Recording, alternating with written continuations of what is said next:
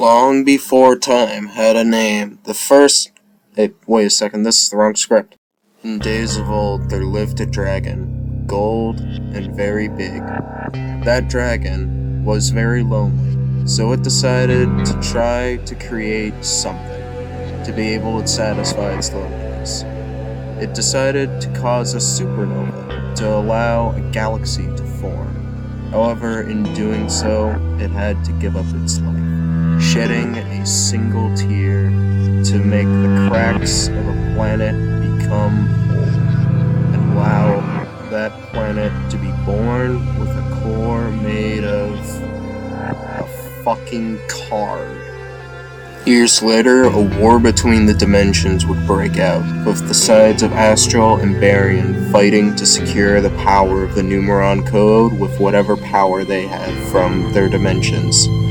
However, eventually, Astral World would prevail, with the main Astral being victorious. However, from this victory, Astral had grown weak from the fight against the Barians. So in an attempt to preserve his life, he sealed himself within a key, known as the Emperor's Key, in order to survive, with a seal being placed on it so that a chosen duelist, once interacting with the seal, would be able to free him from the prison.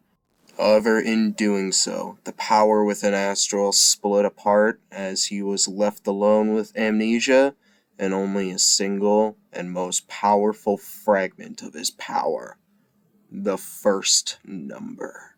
Alright, it's time to cover the archetype of my childhood, the Utopia series. The Utopia series are a series of numbered Xyz monsters which can increase in power, decrease in power, or do weird shit with their power.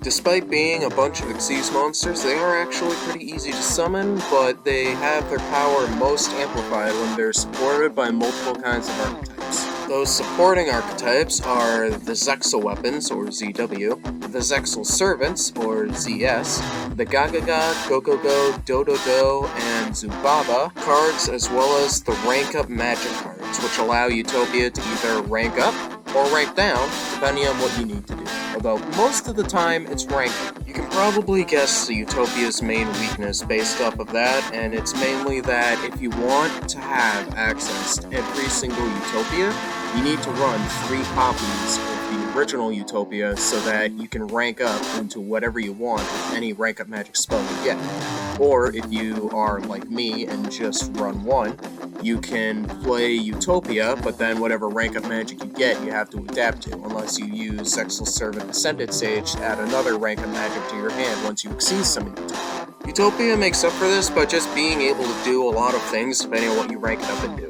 So, let's say with Utopia Ray V, you rank it up, and now, if you have Utopia equipped, you can use an overlay unit to target a monster your opponent controls, destroy it, and then you can deal free damage based on the attack point value that the opponent's monster had. Though that's nothing compared to the ultimate Utopia that you can only use when you get the rank up magic Utopia Force. And that is my personal favorite, number 99, Utopia Dragonar. Utopia Dragonar is pretty difficult to bring out if you don't start with the Zexal Servant Ascended Sage, but if you do manage to bring it out, then you can, for basically free, and by free I mean 2 overlay units, you can summon an Xyz monster without overlaying. But that's not all, crowd who is definitely not a gasp sound effect.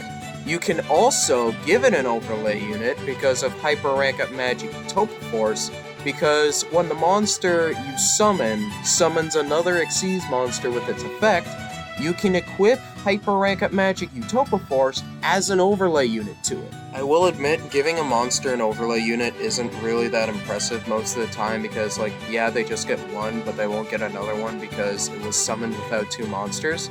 But if you look at Numeron Dragon, then that overlay unit is basically, oh, you have a monster in attack mode? Bye-bye, you dead. It does mostly depend on the situation for what you need to bring out, but Utopia Dragonar can be very helpful depending on the situation, but as seen with Xyz Fury, from my point of view, it likes to brick a lot. The main bricks to look out for is if you run a lot of rank up magic, then expect all the rank up magic to be in your hand, or if you run a lot of different protection but don't get any monsters on the field immediately, then that is also going to be considered a brick. Utopia is decently easy to put together though, because instead of having like a singular archetype to stick to, you have multiple archetypes that you can use, ranging from either getting Utopia out early, to multiple forms of disruption, to even boosting Utopia beyond that, which a number should be boosted to. Utopia is still one of my favorite archetypes to play, but I have to admit, I did kind of fall off of Utopia after I started to play a little bit of Synchro Dragon, because Utopia definitely is a big powerhouse if you end up building it to it, but that's all he really is. A really big beat stick with a bunch of secondary effects there, maybe like negates. It doesn't have any forms of removal aside from Ye Olde Rising Sun Slash. Then again though, Ye Olde Rising Sun Slash is really cool when it's depicted in the anime. Depending on how you do build your deck, the combos for Utopia can either be really intricate or really basic. So taking my deck as an example, I run a mixture of Zexal Servant, Zexal Weapon, and Gagaga all at the same time. The ideal combo is to start with Ascended and Armed Sages, so you can summon both automatically because you have no cards on your field, and then go into Utopia to use the effects of Ascended and Armed Sages to add a Zexal Weapon and a rank up magic. You can't get either of them, but you still get some Gagagas. You can still summon out Utopia, although in that sort of case, you would want to bring out Utopia double if it's your second turn, or if it's your first turn, so you can try and bait out a infinite impermanence that might just try and get in your way. Once you get out Utopia, you'll want to invoke Chaos Xyz Evolution into either Chaos number 39 Utopia Ray or Shining number 39 Utopia Prime, and then use whatever rank up magic you picked up to go into that Utopia variant you want to go into. Although usually for me, I go into Dragonar because Dragonar is fucking stupid. Typically, once Dragonar is out, if I'm going second, I would want to bring out Numeron Dragon next with Utopia Dragonar, or I would want to bring out number 38, Hope Harbinger Dragon, because on the first turn, if you have Hope Harbinger Dragon, you have a free spell negate, and for the second turn, when you bring out Numeron Dragon, it gains 1,000 attack points for every rank on the field if you use an overlay. So you basically just get a free 13 attack point monster. There is also a weird combo you can do if you get both the Zexal Servants and you get a Utopic Onomatopoeia with a couple more Gagagas. If you manage to get out the Zexal Servants and then bring out the Gagagas, you can go into Zexal Servant Utopic Sage with the two Gagagas, use Servant Sage's effect to bring out an extra Zexal Servant, and then go into Gaga Magician. With those two Xyz monsters, you can actually overlay them into a new kind of Xyz monster known as number Future 0 Utopic Future. Despite having a net 0 attack points, if anything battles it, you don't take any damage, and whatever monster it battles, it takes control of for basically free until the end of the turn.